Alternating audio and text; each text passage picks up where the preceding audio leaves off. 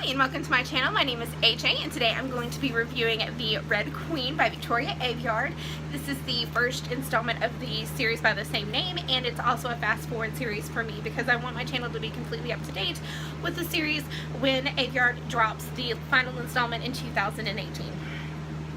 So without further ado, let's go ahead and get this started. So I went to Barnes & Noble and I went through the young adult section, and this was on the new releases shelf, and I thought, ooh, this is really pretty. I love the crown, I love the blood, I love the title of the book, and then on the bottom it says Power is a Dangerous Game. Well, so happens at this time I had just found The Tudors from HBO and The Borgias from Showtime's on Netflix, and I was rolling in it. I was like, ooh, another story like this. So I pick up the book and I read the back, and it says, in school we learned about the world before ours, about the angels and gods that lived in the sky, ruling the earth with kind and loving hands.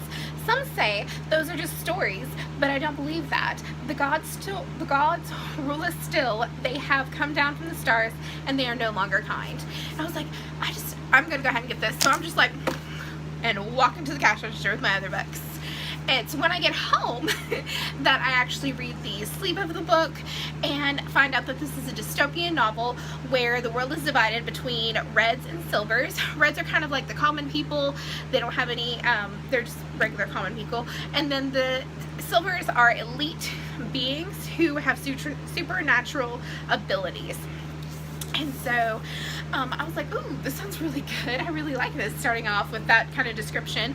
And then we meet the main character, who is Mare Burrow. She is believed to have be a red at the beginning of the book, but in a very sad twist of fate, she finds herself as being both red and silver, and it is reported to the king that she is this.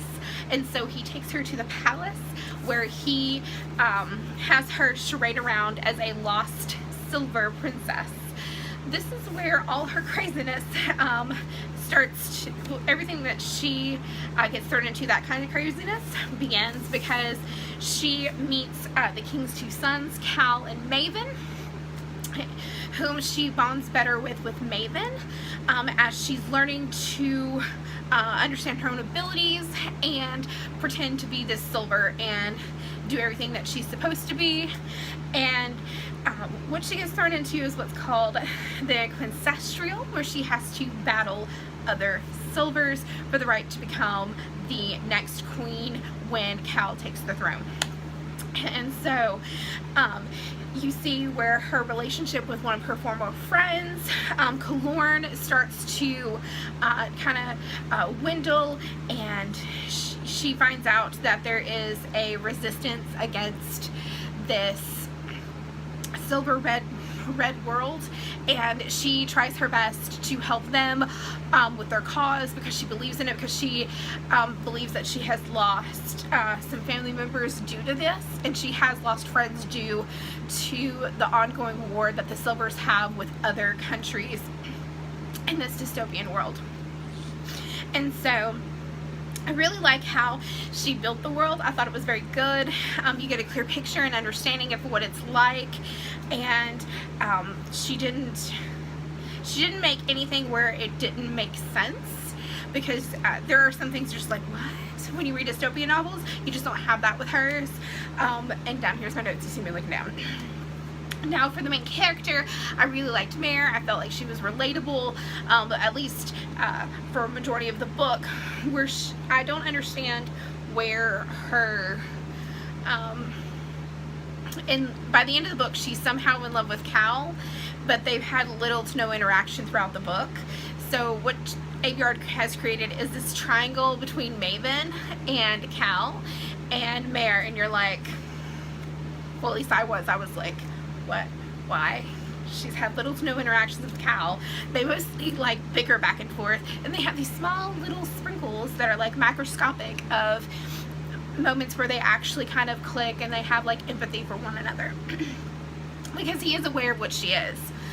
So Then you have Maven. Maven was completely relatable to me. I really loved him. Even up until the twist in the story, I mean, I absolutely, still to this day, after having read not only this book but the 2 following that's going on right now, I still love him. He's my favorite. I always root for the villains. I don't know why, but I do. Cal to me was kind of whiny, kind of wish-washy. I didn't really care for him. Now Evangeline, who is one of the antagonists of the story, I absolutely adore her. And I was kind of left with, especially in this book, with why does she have so much hate for Mare? Because she doesn't know about Mare being part silver and red. She just thinks that she is a silver who is out to get and win the Quincestrial. So I really liked her, and from this book I'm rooting for her going into the next book. Now for minor characters, I liked Mare's family, all of her relatives that are shared in the book, and her friends that are from the red part. I loved how villainous the silver families were that aren't part of the main family, so I really loved how she made them all each different in their own way, and that they contribute to the storyline. Now for the overall plot, I really do like this book. I give it 4 out of 5 stars. Of course, like you just heard me say just a couple of minutes ago, I have read the other 2 books, so yes, I continued on with the sequel, which is Glass Sword. The only things that I really hadn't read is the 2 novelists that she has, which are Cruel Crown and Still Scars. I'm still waiting on that because I want to tide that over till we get the release date. But yes, I do recommend this book. I recommend it for you. It is a great young adult book, and I hope that you've enjoyed this video, and until next time, bye!